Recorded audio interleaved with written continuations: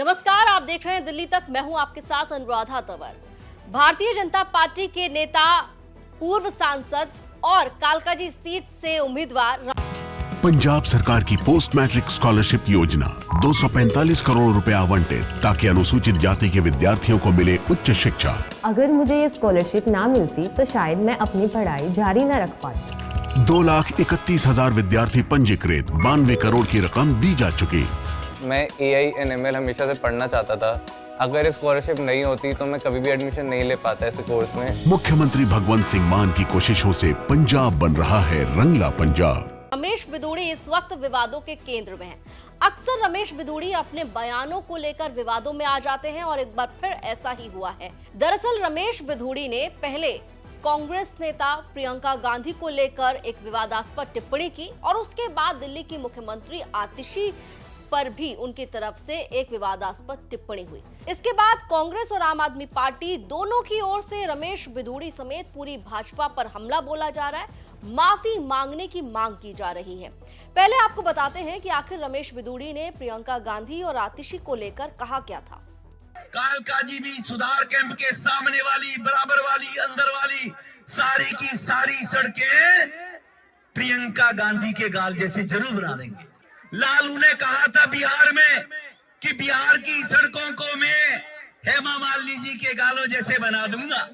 लालू ने झूठ बोला था, नहीं बना पाया, लेकिन मैं आपको विश्वास दिलाता हूं, जैसे ओखले की सड़कें हमने बना दिए, संगम बिहार की सड़कें बना दिए, इसी प्रकार से कालकाजी भी सुधार कैंप के सामने वाली, बराबर वाली, अंदर वाली सारी की सारी सड़कें प्रियंका गांधी के गाल जैसे जरूर बना देंगे। केजरीवाल ने बच्चों की कसम खाई थी, भ्रष्टाचारी कांग्रेस के साथ नहीं जाऊंगा। मार्लिना ने बाप बदल दिया, पहले मार्लिना थी, अब सिंह हो गई। ये इनका चरित्र है। तो एक तरफ रमेश बिधूड़ी प्रियंका गांधी पर टिप्पणी करते हुए ये कहते हुए नजर आते हैं कि सड़कें प्रियंका गांधी के गाल जैसी बना देंगे, तो दूसरी तरफ रमेश बिधूड़ी मुख्यमंत्री आतिशी के पिता पर कमेंट करते हुए सुनाई देते हैं और कहते हैं कि आतिशी ने अपने पिता ही बदल दिए, सरनेम को लेकर उनकी बात हो रही थी। अब रमेश बिधूड़ी का एक स्टेटमेंट आया जिसमें वो यू टर्न लेते हुए नजर आए। उन्होंने कहा कि अगर उनके बयानों से किसी को आपत्ति हुई हो तो वो अपने शब्द वापस लेते हैं। मैं बहुत व्यथित हूँ इनके करैक्टर से, इनके चरित्र से, चाहे वो आतिशी हो और चाहे कांग्रेस हो।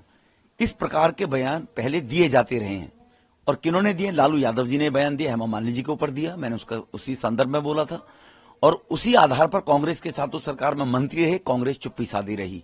नरेश बालियान आम आदमी पार्टी का विधायक है, 2024 में फिर उन्होंने बयान को दोहराया 2024 के चुनाव में, तो आतिशी की चुप्पी रही।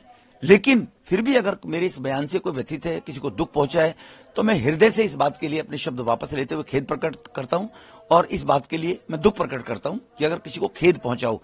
लेकिन इन लोगों को उंगली उठाने का कोई इस बात के लिए राइट अधिकार ही नहीं बनता है कि वो ऐसे बयानों की करें, तो पहले अपनी गिरबान में वो लोग झांके। रमेश बिधूड़ी एक तरफ अपने शब्दों को वापस लेने की बात तो कर रहे हैं, लेकिन इसी बयान में रमेश बिधूड़ी लालू यादव का वो पुराने बयान का जिक्र भी कर रहे हैं जिसमें उन्होंने हेमा मालिनी की बात करी थी, हेमा मालिनी पर विवादास्पद टिप्पणी की थी और इसके साथ ही वो कांग्रेस और आम आदमी पार्टी पर भी निशाना साधते हुए नजर आए।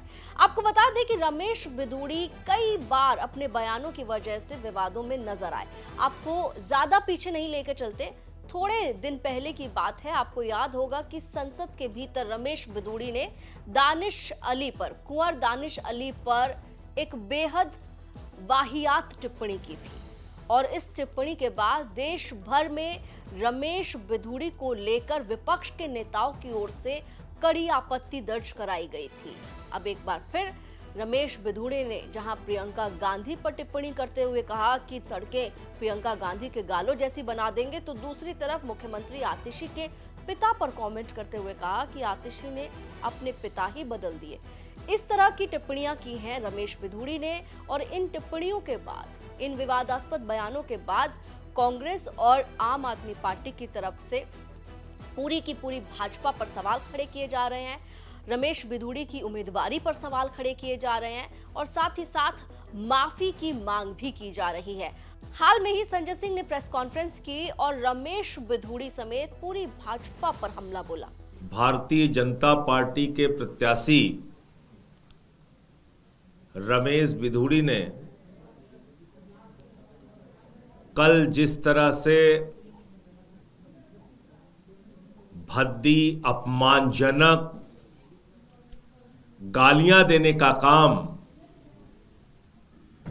दिल्ली की महिला मुख्यमंत्री को किया, मैं समझता हूं इसका कोई दूसरा उदाहरण आपको नहीं मिलेगा। राजनीति में रहने वाला व्यक्ति इतनी गंदी भाषा का प्रयोग एक महिला मुख्यमंत्री के लिए करे, इसका कोई दूसरा उदाहरण नहीं मिलेगा। कल क्या कहा बिधूड़ी ने? बीजेपी के प्रत्याशी रमेश बिधूड़ी ने कहा आतिशी ने अपना बाप बदल दिया। मोदी जी यही सिखाते हो आप? भाजपा वाले यही ट्रेनिंग देते हो आप? यही गाली गलौज की भाषा दिन रात आपके यहां प्रशिक्षित की जाती है? यही गुंडागर्दी की भाषा बोलते हो तुम लोग? आतिशी के पिताजी 80 साल की उम्र के हैं, वृद्धावस्था में हैं, बीमार हैं, और ऐसी हालत में आप उनको गालियां दे रहे हैं। उनके मां बाप को गालियां दे रहे हैं। शर्म नहीं आती?